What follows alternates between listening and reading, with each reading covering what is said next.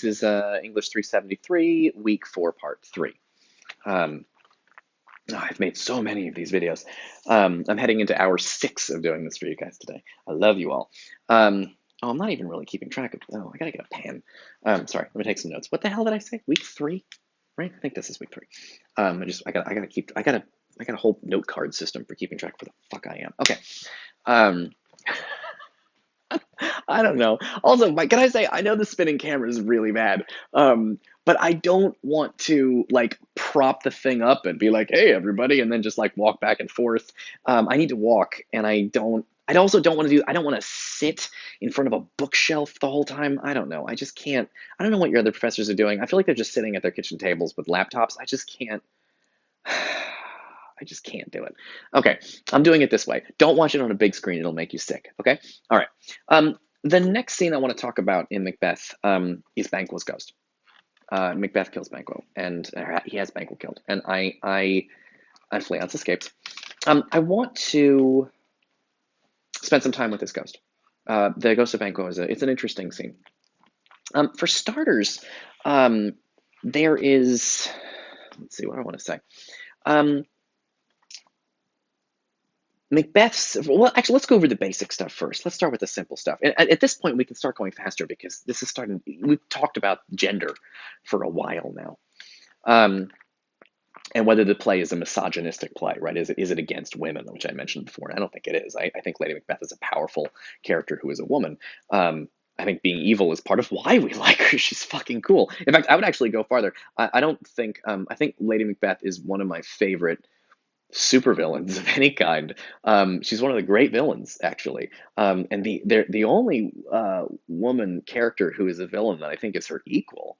And I'm going to spoil a movie that came out several years ago, but I do think it's amazing.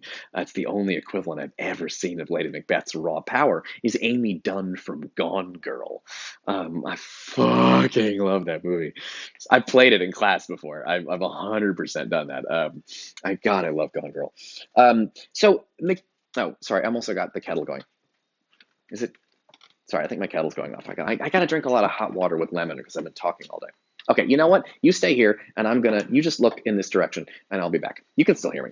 Um, so, with Banquo's ghost, things can go quite quickly now, I think, because we've covered this territory. We don't need to kind of talk about it for an hour.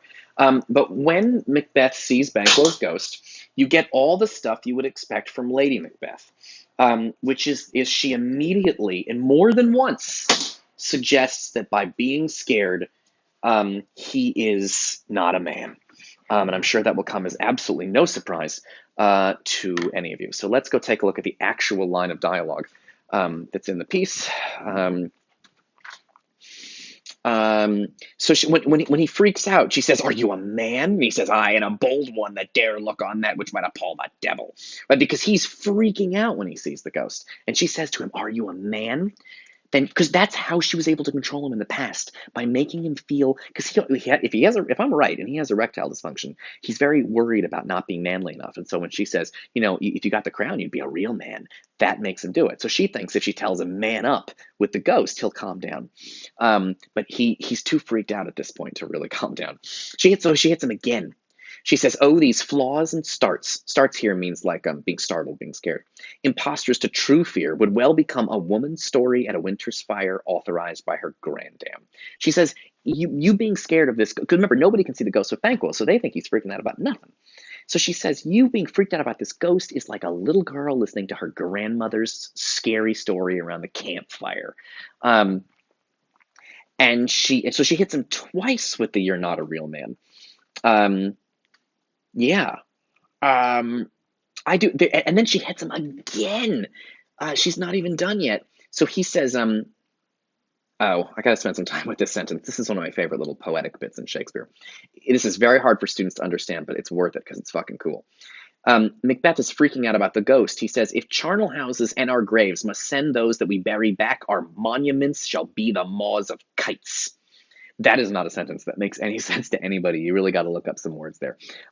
He says, "Our monuments shall be the maw of kites." A kite is a bird. That's why the kite is called a kite, because it flies in the air like a bird. Maw is mouth. Monuments there means gravestones. So he says, our monuments shall be the maws of kites, meaning our gravestones shall be like the mouths of birds. Why? And this is disgusting, so please enjoy this little bit of natural history. Um, uh, Baby birds can't digest, they can't chew because they're babies. So the mama birds eat up the food and swallow it and digest it in their stomachs and then vomit it up in the baby birds' mouths. And that's how little baby birds in nests get fed. I hope you weren't eating while I said that.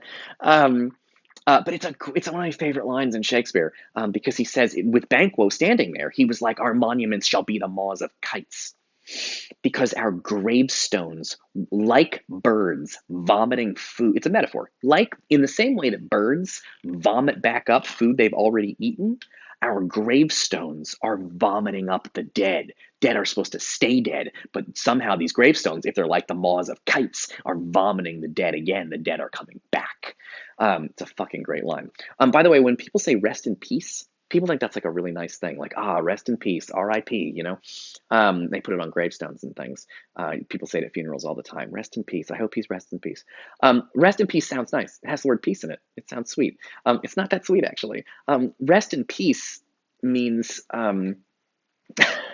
if I were going to put rest in peace in my own words, as opposed to what? Because if you don't rest in peace, if you're not peaceful, you're coming back as a ghost or a vampire or a zombie. When people say rest in peace at a grave, they mean stay the fuck down there. Because I'm sure you've all seen ghost stories. Ghosts are usually they're not peaceful. They're upset about something. Their murder was never solved or their body was never found and they're not in the right. And so the ghosts, in the ghost stories, that's when the ghosts freak people out. They're not peaceful. They're rattling pots and pans and they're shaking the windows and they're exploding light bulbs. And then people have to solve the ghost's problems to make the ghost go away because the ghosts are not at peace. At the end of a ghost story, oftentimes the ghost finally gets to be at peace because, they find the bones of the wife that was put in the walls of their house before they moved in and whatever. Um, they find out that their house is put on top of an Native American burial ground. That's right, the movie Poltergeist. One of my favorite jokes ever is somebody said, sorry, there's an old movie called Poltergeist, which is about a family that's being haunted, and it turns out the reason they're being haunted is that the development company that built all the houses on the block, they were in a Native American burial ground, and they didn't move the bodies. They just built the houses on top of the dead bodies, and so the family experiences all this paranormal terror because of they're essentially living on top of ghosts who are angry about it. Um, and someone was like, "Why is America so fucked up? It's like the whole country is built on a Native American burial ground," which is kind of true.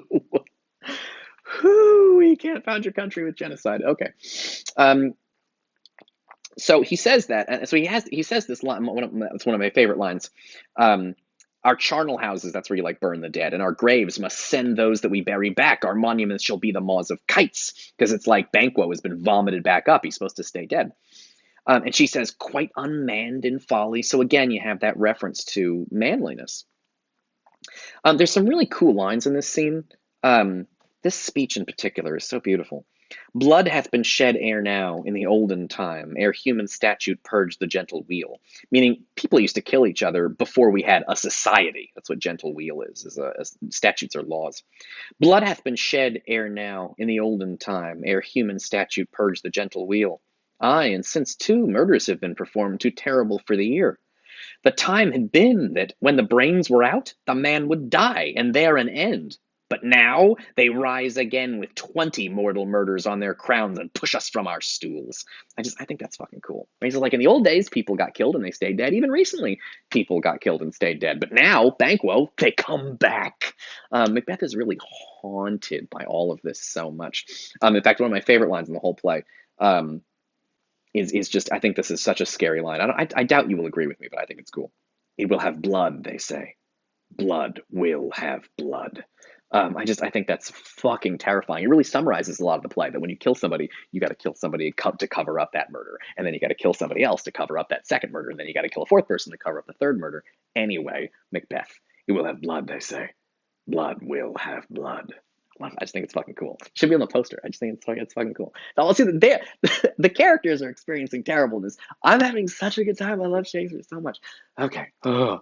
I'm frustrated that we're online, but I do really like my job. Okay. I miss you all. I wish I could meet you and hang out with you. I don't know. Let's all talk on the discussion board.